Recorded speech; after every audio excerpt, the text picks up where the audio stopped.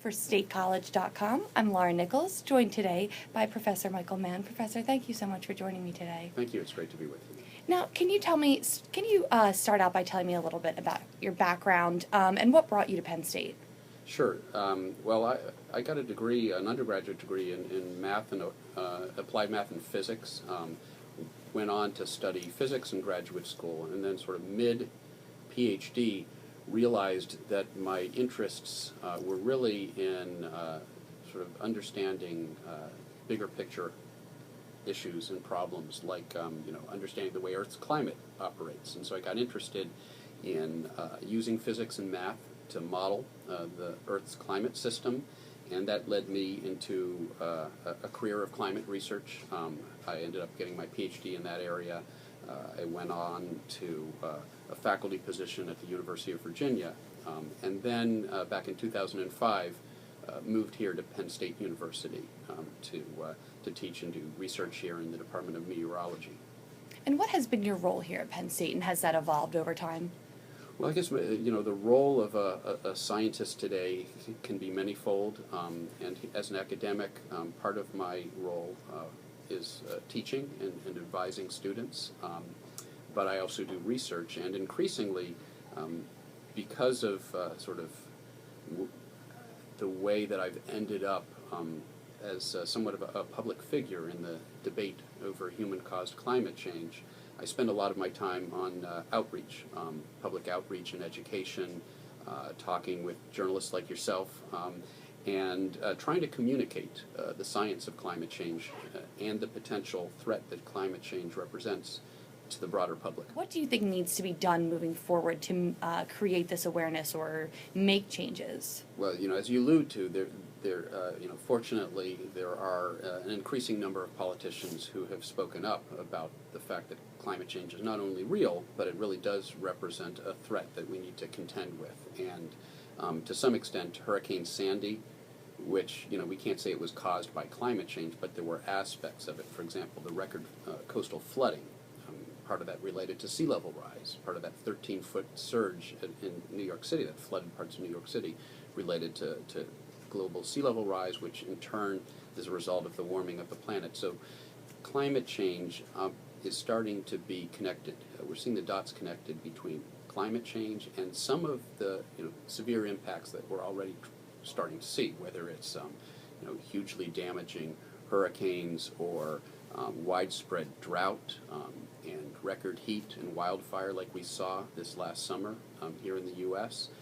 I think there's now a growing awareness within the sort of political sphere that we can no longer pretend the problem doesn't exist, and we need to get on to having that good faith debate that there is to be had. There's a worthy debate to be had about what to do about this problem, but there can no longer be a debate about whether or not the problem exists. And so hopefully in the years ahead, we will see that worthy debate take place. And I'm actually quite encouraged by the fact that there are, for example, conservative organizations like the American Enterprise Institute, a conservative think tank, that is trying to promote a discussion of sort of free market approaches to dealing with with the climate change problem, with carbon emissions. For example, revenue-neutral ways of imposing a cost on the emission of carbon. So, whether we end up talking about a carbon tax or a cap-and-trade legislation or some other vehicle, at least there seems to be an increasing consensus that we do need to do something about the problem. Now, can you talk a little bit about your book? Sure. Well, there's the cover of the book, and you can see on the cover is the so-called hockey stick, this curve that's shaped sort of like a hockey stick. It's actually something that my co-authors and I published more than 10 years ago, back in the late 1990s when I was still a postdoctoral researcher. I published a paper in the journal Nature where we attempted to extend the record of global temperature back in time, because there's only about a century of widespread thermometer data. So to know, if that warming that we've seen over the past century is unusual or not, we need to find a way to place that modern record in a longer-term context. And so many scientists who have sought to do that sort of work have turned to so-called proxy data, like tree rings and corals or ice cores, these indirect natural archives that record something about how the climate changed into the more distant past. And so we took all the information that was available in sort of a global network of these sorts of proxy data and ended up reconstructing patterns of global temperature change centuries back in time. And that led to this, this curve, again, the hockey stick, this reconstruction that shows that the recent warming, in fact, is unprecedented as far back as we can go. And at the time, we went back 1,000 years. Other researchers have now extended these sorts of estimates even further back in time. It's one of many lines of evidence that climate change is real, that we are warming the planet and changing the climate.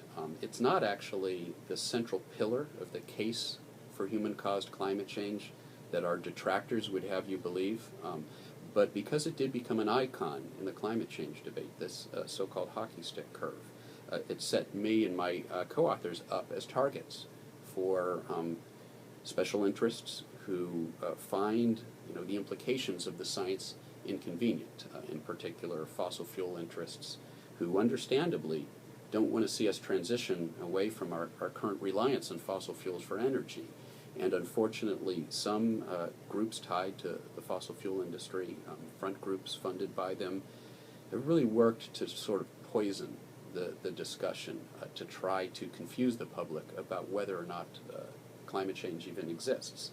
And part of their modus operandi, part of their approach has been to try to vilify and discredit individual scientists. And because of the high profile that this hockey stick curve played in the climate change debate, it made me a target for those who deny the existence of climate change. And so part of why I wrote this book was the hockey stick and the climate wars. Dispatches from the front lines sort of tells you, the story that I was this reluctant and accidental public figure. I became a public figure in the climate change debate, and through my experiences being under attack again by deniers of the science of climate change, being subject to attacks by influential politicians who again are often closely allied with fossil fuel interests. I sort of have this unique story to tell, and so what I've tried to do is to tell my story, use the narrative of me, a scientist who never intended to find himself in the center of this huge raging, storm, this raging debate over climate change. But once I found myself there, sort of what I've learned about the role of the scientist and the importance of communicating science to the public and to fighting back against efforts to discredit science. I feel like I've learned quite a few lessons because of the experiences that I've had, and this book is my effort to sort of use those experiences, to use my story to talk about this problem of climate change, to talk about how it's real and that we can't bury our heads in the sand and pretend it doesn't exist. And ultimately, I end on an optimistic note. I do believe that we will successfully tackle this problem, but obviously that's up to us and what we choose to do over the next few years.